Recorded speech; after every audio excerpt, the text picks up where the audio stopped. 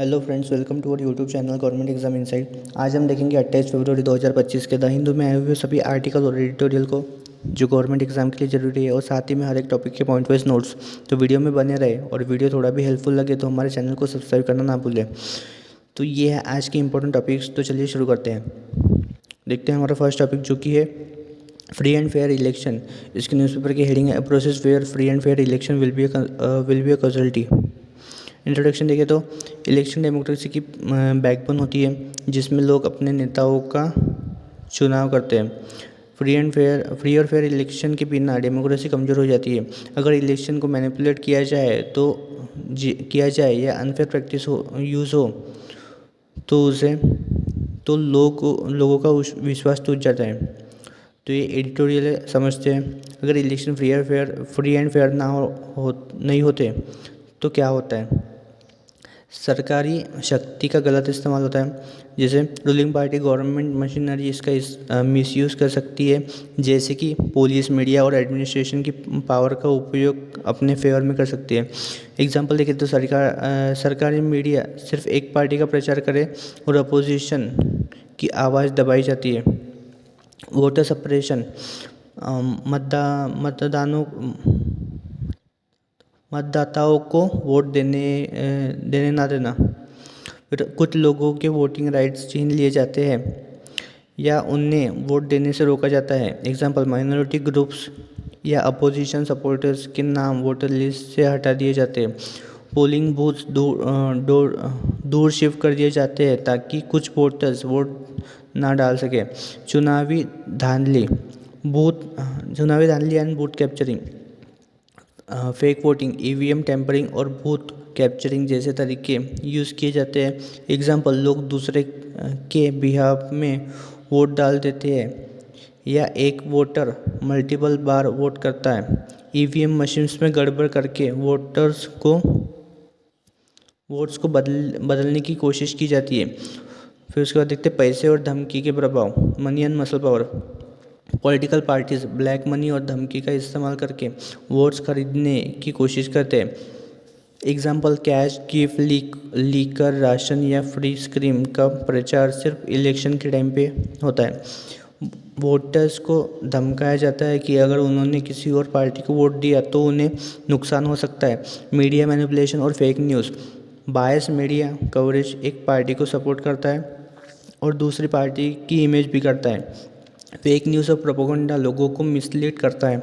Example, एक leader के खिलाफ फेक स्कैंडल और झूठी खबरें वायरल करना। पेड एडवर्टाइजमेंट और ट्रोल्स का यूज़ करके पब्लिक ओपिनियन मैनिपुलेट करना। फिर उसके बाद हम देखते हैं इलेक्शन कमीशन और जुडिशरी का कमज़ोर होना। जैसे अगर इलेक्शन कमीशन इंडिपेंडेंट नहीं होता तो रूलिंग पार्टी अनफेयर एडवांटेज ले सकती है।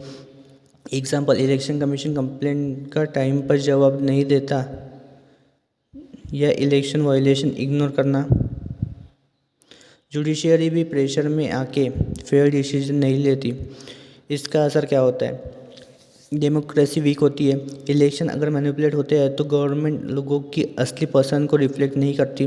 Corrupt and inefficient leaders merit से नहीं, फ्रॉड से जीत कर आते हैं, जो पुअर गवर्नेंस और करप्शन बढ़ाते हैं।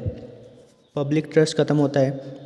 लोग इलेक्शन सिस्टम में विश्वास खोना शुरू कर देते हैं और वोटिंग से दूर रहने लगते हैं। Political unfair and protest, unfair election से प्रोटेस्ट, रायट्स और वायलेंस होने लगता है। Solution, free and fair election कैसे इंश्योर करें? तो independent and powerful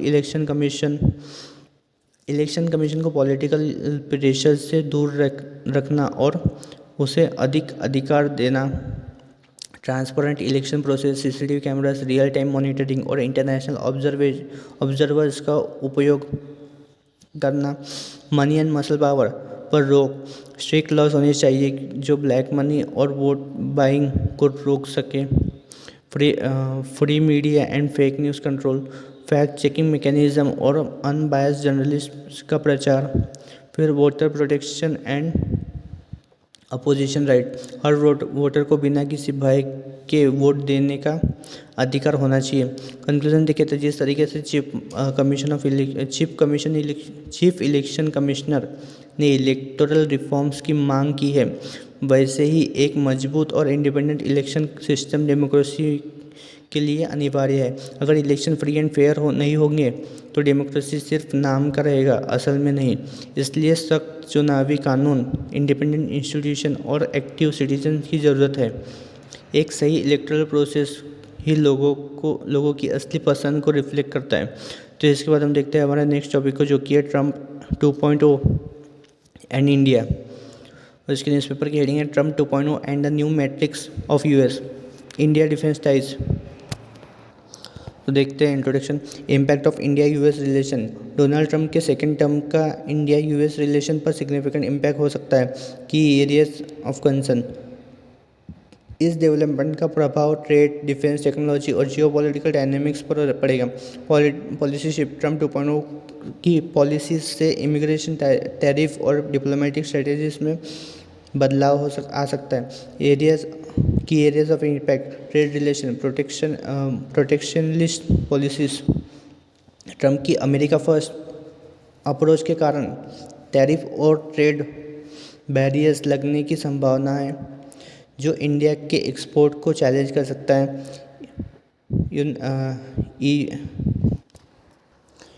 European union India trade agreement.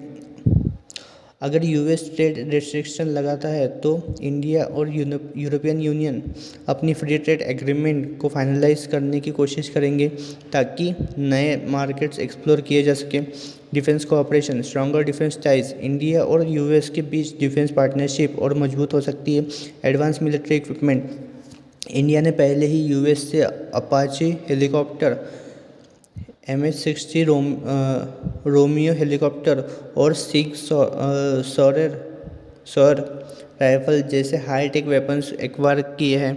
Strategic alliance. Trump 2.0 के दौरान क्वाड अलायंस जैसे इंडिया, यूएस, जापान और ऑस्ट्रेलिया और स्ट्रांग हो सकते हैं, जो इंडो पैसिफिक रीजन में चाइना के एक्सपांशन को काउंटर करेगा। फिर technology and immigration. Tech collaboration. Trump की स्ट्रिक्ट इमिग्रेशन पॉलिसीज़ ने इंडियन IT प्रोफेशनल्स को यूएस में जॉब मिलना मुश्किल हो सकता है, पर उसका एक पॉजिटिव इम्पैक्ट ये हो सकता है कि ज़्यादा टैलेंट इंडिया में ही रहेगा, जो इंडिया स्टार्टअप्स और इनोवेशन इकोसिस्टम को बूस्ट करेगा। H1B visa policy. ट्रम्प 2.0 में H1B वीज़ा और भी स्ट्रिक्ट हो सकता है, जो इंडियन इंजीनियर्स और टेक वर्कर्स के लिए चैलेंजेस क्रिएट करेगा। Geopolitical dynamics. Indo Pacific strategies. US और इंडिया मिलकर इंडो पैसिफिक रीजन में चाइना के ग्रोइंग इन्फ्लुएंस को रोकने की कोशिश कर सकते हैं। Russia US rivalry. इंडिया का रशिया से डिफेंस इक्विपमेंट लेने एक कंट्रोवर्शियल मुद्दा हो सकता है, जिससे लेकर ट्रम्प की फॉरेन पॉलिसी में सैंक्शन लगने का प्रेशर हो सकता है। Challenges and consideration. Trade tension. Tariff Wars. Trump की ट्रेड पॉलिसीज से इंडिया के एक्सपोर्ट पर इम्पैक्ट हो सकता है, खासकर फार्मास्यूटिकल्स, टेक्सटाइल्स और IT सर्विसेज सेक्टर्स पर। WTO dispute. इंडिया और यूएस के बीच वर्ल्ड ट्रेड ऑर्गेनाइजेशन में कुछ ट्रेड डिस्प्यूट बढ़ सकते हैं। Immigration policy. Stricter visa regulation. H1B visa और ग्रीन कार्ड पॉलिसीज़ और स्ट्रिक्ट हो सकती है, जो इंडियन प्रोफेशनल्स के लिए जॉब अपॉर्चुनिटीज़ लिमिट कर सकती है। Brain drain versus brain grain. अगर यूएस इमिग्रेशन रूल्स टाइट होते हैं तो इंडियन IT सेक्टर्स में टैलेंट रिटेंशन और स्टार्टअप कल्चर और स्ट्रांग हो सकता है। कंक्लूजन। Evolving partnership. ट्रम्प 2.0 से इंडिया यूएस रिलेशनशिप में नए अपॉर्चुनिटीज़ और चैलेंजेस दोनों आएंगे। डिफेंस और टेक्नोलॉजीज कोलैबोरेशन बढ़ सकती है, लेकिन ट्रेड और इमिग्रेशन पॉलिसीज़ के चैलेंजेस को डिप्लोमेटिक बैलेंस से हैंडल करना होगा। Indo Pacific security, economic relation और ग्लोबल पार्टनरशिप में दोनों देशों का कोऑपरेशन और बढ़ सकता है। ओवरऑल इंडिया को अपनी फॉरेन पॉलिसी और इकोनॉमिक स्ट्रेटजीज को 2.0 के मुताबिक बैलेंस करना होगा ताकि लॉन्ग टर्म बेनिफिट्स मिल सके। इसके बाद हम देखते हैं हमारे नेक्स्ट टॉपिक को, जो कि है यूजीसी यानी यूनिवर्सिटी ग्रैंड कमीशन। तो देखते हैं उसकी न्यूज़पेपर की हेडिंग है UGC release norms to end caste bias in college universities. UGC क्या है? तो यूजीसी एक स्टैट्यूटरी बॉडी है जो भारत के हायर एजुकेशन सिस्टम को मॉनिटर और रेगुलेट करती है। 1956 में यूजीसी एक्ट के अंदर इस्टेब्लिश किया गया था और इसका मेन रोल यूनिवर्सिटीज़ और कॉलेजेस को फंडिंग, रेगुलेशन और मॉनिटरिंग करना है। यूजीसी के मुख्य काम देखें तो ग्रांट एंड फंडिंग, यूनिवर्सिटीज़ और कॉलेजेस को डेवलपमेंट और रिसर्च के लिए फाइनेंशियल सपोर्ट देता है। इंफ्रास्ट्रक्चर इम्प्रूवमेंट, फैकल्टी सैलरीज और स्कॉलरशिप में मदद करता है। यूनिवर्सिटी रिकॉग्निशन देखें तो कौन सी यूनिवर्सिटी डिग्री दे सकती है या ये डिसाइड करता है। यूनिवर्सिटी को अलग अलग कैटेगरीज में डिवाइड कर सकता है, जैसे सेंट्रल यूनिवर्सिटी सेंट्रल गवर्नमेंट द्वारा funded, state university state government द्वारा funded, deemed to be universities academic excellence दिखाने वाले इंस्टीट्यूशन। फिर प्राइवेट यूनिवर्सिटी स्टेट लॉज के अंदर लेकिन यूजीसी द्वारा मॉनिटर। फिर एजुकेशन स्टैंडर्ड सेट करना, जैसे सिलेबस और फैकल्टी के क्वालिफिकेशन को रेगुलेट करता है। फिर एनईपी नेशनल एजुकेशन पॉलिसी और CBCS choice based credit system जैसे पॉलिसीज इंट्रोड्यूस करता है।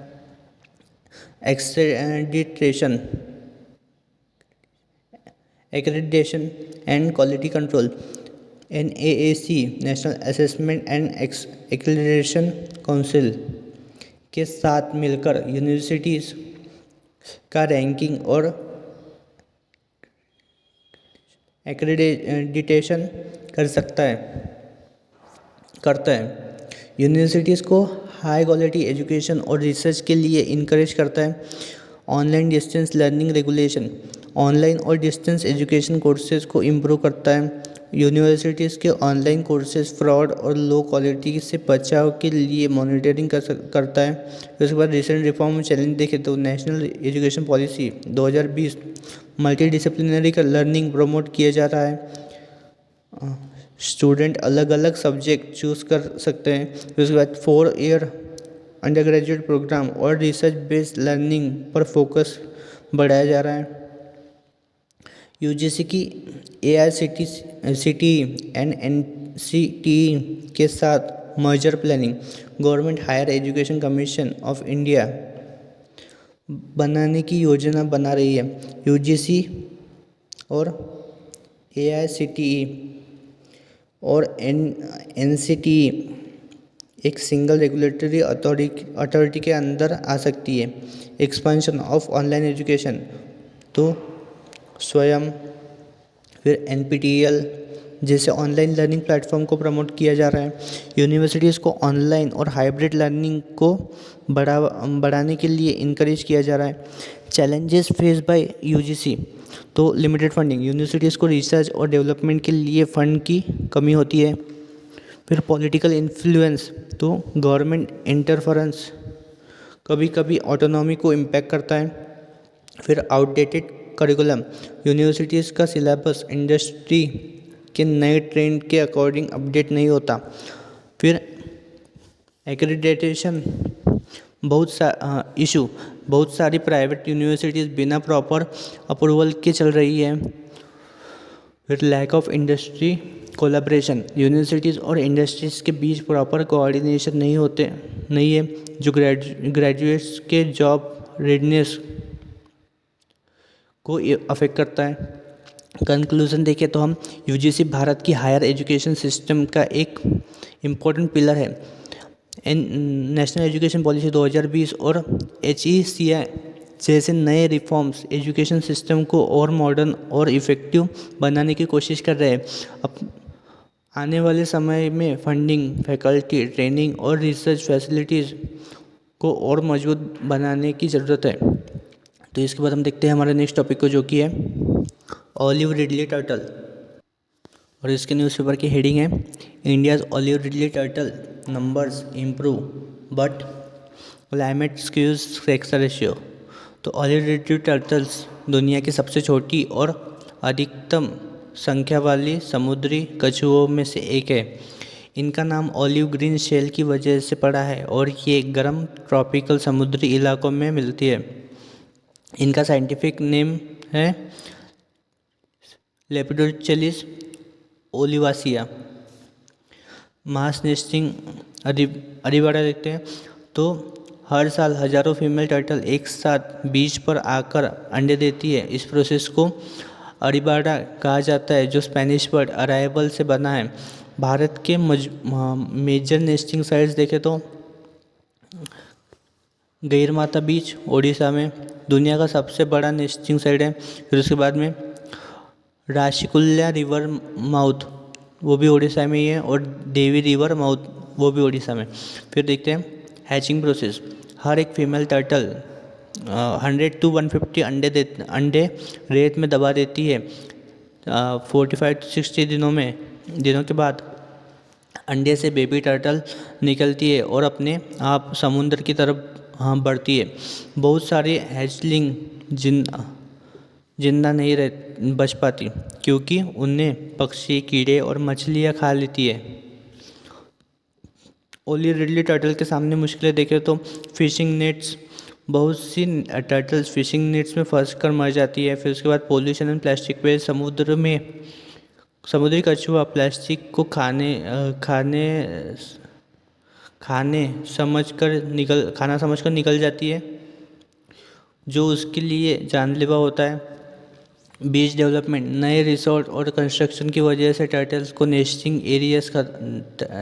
नेस्टिंग एरियाज ढूंढने पड़ते हैं। उसके बाद देखते हैं क्लाइमेट चेंज। गर्म रेत की वजह से ज़्यादा फीमेल हैचलिंग पैदा नहीं हो रही जिससे फ्यूचर में मेल टर्टल्स की कमी हो सकती है। फिर उसके बाद देखते हैं poaching and illegal trade. Turtle के अंडों की चोरी करके इलीगली बेच दिए जाते हैं। कंजर्वेशन इफर्ट्स देखें हम तो लॉ एंड प्रोटेक्शन मेजर, तो wild life protection act 1972 Bharat में टर्टल को पूरी कानूनी सुरक्षा मिलती है। टर्टल इंक्लूजर डिवाइस, ये एक स्पेशल फिशिंग नेट है जो टर्टल को जाल से निकालने का रास्ता देता है। मैरीन प्रोटेक्टेड एरियाज, ये रिस्ट्रिक्टेड जोन्स है जहाँ टर्टल सेफ है और वहाँ फिशिंग अलाउ नहीं है। फिर कम्युनिटी एंड गवर्नमेंट इनिशिएटिव देखें तो ओडिशा गवर्नमेंट और एनजीओ टर्टल्स के नेस्टिंग साइट्स को मॉनिटर और प्रोटेक्ट कर रहे हैं। मछुआरों को ट्रेन किया जा रहा है ताकि वो टर्टल्स को गलती से ना मारे। अवेयरनेस कैंपेन लोकल लोगों को समझाने के लिए चलाए जा रहे हैं। कंक्लूजन देखें तो ऑलिव रिडली टर्टल समुद्री इकोसिस्टम के लिए बहुत ज़रूरी है। मास नेस्टिंग एक प्राकृतिक वंडर है जो सिर्फ इंडिया जैसे कुछ देशों में देखे जाते हैं। सही कंजर्वेशन इफर सस्टेनेबल फिशिंग और पोल्यूशन कंट्रोल से हम इन्हें बचा सकते हैं। इसके बाद हम देखते हैं हमारे लास्ट टॉपिक को जो कि है rat TB diagnosis. Rat offer solution to the challenges of TB diagnosis. और इसके न्यूज़पेपर की हेडिंग है कुल अफ्रीकन जायंट पोंच rats offer a solution to challenges of TB diagnosis. तो ट्यूबरकुलोसिस यानी टीबी एक गंभीर इन्फेक्शन डिजीज़ है जो मेनली लंग्स को अफेक्ट करती है और माइकोबैक्टीरियम ट्यूबरकुलोसिस बैक्टीरिया के कारण होती है। टीबी का अर्ली और एक्यूरेट डायग्नोसिस बहुत ज़रूरी है, लेकिन ट्रेडिशनल मेथड्स कॉस्टली और स्लो और रिमोट एरियाज़ में लिमिटेड है। सरप्राइजिंगली अफ्रीकन जायंट स्पोच रैट्स को ट्रेन किया जा रहा है टीबी डिटेक्ट करने के लिए। ये स्प्यूटम यानी लंग्स से आने वाला मसल म्यूकस को सूंघ कर टीबी बैक्टीरिया आइडेंटिफाई कर सकते हैं। रैट्स टीबी डिटेक्शन में कैसे मदद करता है देखते हैं। तो इनका सेंस ऑफ स्मेल बहुत पावरफुल होता है जो टीबी बैक्टीरिया को डिटेक्ट कर सकता है। ट्रेडिशनल टीबी टेस्ट जैसे sputum microscopy and PCR hours या डेज लेते हैं। कई घंटे या दिन लेते हैं, लेकिन ये रैट्स कुछ ही मिनट्स में डायग्नोसिस कर सकते हैं। प्रोसेस हम समझते हैं तो रैट्स स्प्यूटम सैंपल्स को सूंघते हैं, अगर टीबी बैक्टीरिया होते हैं तो सिग्नल देते हैं और फिर लेबोरेटरी टेस्ट से कंफर्म किया जाता है। कहाँ पर ये मेथड यूज़ हो रही है, तो तांजानिया बेस्ड अपोलो ऑर्गेनाइजेशन ने टीबी डिटेक्शन के लिए इन हीरो रैट्स का ट्रेनिंग प्रोग्राम स्टार्ट किया है। हज़ारों टीबी केसेस डिटेक्ट हो चुके हैं जो हॉस्पिटल्स के ट्रेडिशनल टेस्ट से मिस हो गए थे। इंडिया जैसे कंट्रीज़ में भी ये मेथड यूज़फुल हो सकता है, क्योंकि यहाँ दुनिया में सबसे ज़्यादा टीबी केसेस है। इस मेथड के फ़ायदे देखें तो फास्टर डिटेक्शन, रैट्स सिर्फ कुछ मिनट्स में डायग्नोसिस कर सकती है, जबकि ट्रेडिशनल मेथड्स घंटे या दिन लेते हैं। फिर लो कॉस्ट पीसीआर मशीन और लैब टेस्ट कॉस्टली होते हैं, जबकि रैट्स ट्रेनिंग और मेंटेनेंस सस्ता है। मोर एक्यूरेसी, हॉस्पिटल के ट्रेडिशनल टेस्ट से मिस होने वाले टीबी केसेस भी ये रैट्स डिटेक्ट कर सकते हैं। फिर रिमोट एरियाज़ में काम कर सकता है। इसमें इलेक्ट्रिसिटी या हाईटेक लैब की ज़रूरत नहीं होती है। चैलेंजेस एंड लिमिटेशन देखें तो साइंटिफिक अप्रूवल पेंडिंग है। इस मेथड को पूरी तरह से ग्लोबली अप्रूव होने के लिए और रिसर्च चाहिए। अवेयरनेस की कमी, डॉक्टर्स और पॉलिसी मेकर्स इसके पोटेंशियल से भी अनजान है। फिर ट्रेनिंग टाइम, एक रैट को टीबी डिटेक्ट करने के लिए एक महीनों की ट्रेनिंग चाहिए होती है। कंक्लूजन देखें तो रैट्स टीबी डिटेक्शन में एक नया और रिवोल्यूशनरी टूल बन सकता है। अफ्रीकन कंट्रीज़ में ये ऑलरेडी यूज़ हो रहा है और इंडिया जैसे टीबी अफेक्टेड देशों में भी ये फ़ायदेमंद हो सकता है। अगर इस टेक्निक को ग्लोबल अप्रूवल मिलता है तो टीबी डिटेक्शन का एक फास्ट, चीप और इफ़ेक्टिव सॉल्यूशन बन सकता है। ये मेथड टीबी डायग्नोसिस को एक नए लेवल पे ले जा सकता है। तो ये था आज का हमारा द हिंदू का डिस्कशन। वीडियो थोड़ा भी हेल्पफुल लगा होगा तो चैनल को सब्सक्राइब करना ना भूलें। Thank you.